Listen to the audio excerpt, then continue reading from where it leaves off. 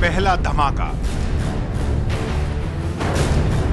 दूसरा धमाका, तीसरा धमाका। आधी रात को जब मुंबई शहर में सन्नाटा पसरा था, तभी इन धमाकों ने मुंबई की नींद उड़ा दी। करीबन 12 बजे मैं और मेरा फ्रेंड ताज के सामने जस्ट खड़े थे, तो अचानक हमने देखा कि कुछ एक आग सी उठी और उसमें काफी जोर से विस्फोट हुआ और जिसमें आग के काफी सारे अंगारे से जैसे काफी दूर दूर गिरे। मुंबई डॉकयार्ड में आग लगने से हड़कंप मच गया। धमाकों के साथ ऊंची ऊंची लपटें उठ रही थी, जिन्हें कई किलोमीटर दूर से भी देखा जा सकता था। आग डॉकयार्ड के लायन गेट के पास पनडुब्बी में लगी थी। लायन गेट परिसर के भीतर जो सबमरीन है, जो कि सिंधु रक्षक नाम की सबमरीन है, उसमें आग लग गई। दमकल विभाग के कर्मचारियों के अनुसार 18 से 22 गाड़ियां भीतर आग बुझाने के लिए भेजी गई हैं। हादसे के वक्त 18 लोग पनडुब्बी में सवार थे।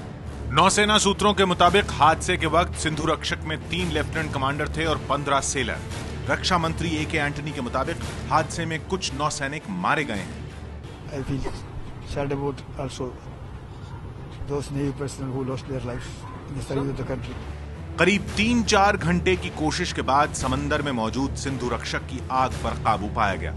हादसे के बाद आईएनएस सिंधु रक्षक पनडुब्बी लगभग डूब गई है, उसका कुछ हिस्सा ही दिख रहा है।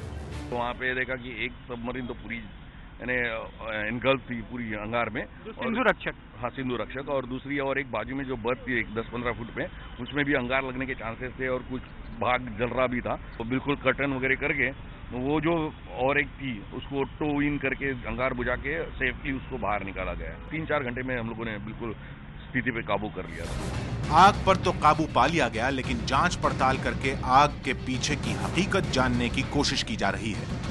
कई घायलों को पास ही के INHS अश्विनी नाम का नौसैनिक अस्पताल है, वहां पर उन्हें भर्ती कराया गया है, जहां उनका इलाज चल रहा है। इस वक्त नौसेना अधिकारियों की एक टीम यहां पर मौजूद है, जो कि पूरे सिचुएशन को एसेस कर रही है। सूत्र बता रहे हैं कि बैटरी में खराबी के कारण आग लगी। ये जो सबमरीन है, ये इसी टाइप सबमरीन का मॉडल है। ये जो है इसको कहते हैं कॉनिंग टावर। कॉनिंग टावर में हैच होता है जो अंदर जाता है कंट्रोल रूम के लिए। दूसरा होता है एक फॉरवर्ड में और एक आफ्ट में। ये जो है कहलाता है रेस्क्यू हैच। एक होता है सबमरीन रेस्क्यू वेसल।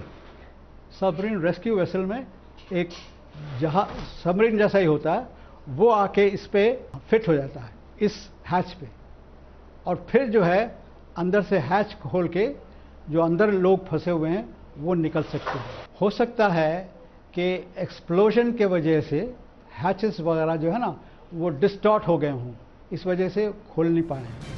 साल 2010 में भी इसी तरह की खराबी की शिकायत के बाद इसे मरम्मत के लिए भेजा गया था, लेकिन लौटने के कुछ दिनों बाद ही हुए इस हादसे ने कई सवाल खड़े कर दिए हैं। घटना की जांच के लिए नेवी ने बोर्ड ऑफ इंक्वायरी का गठन किया है।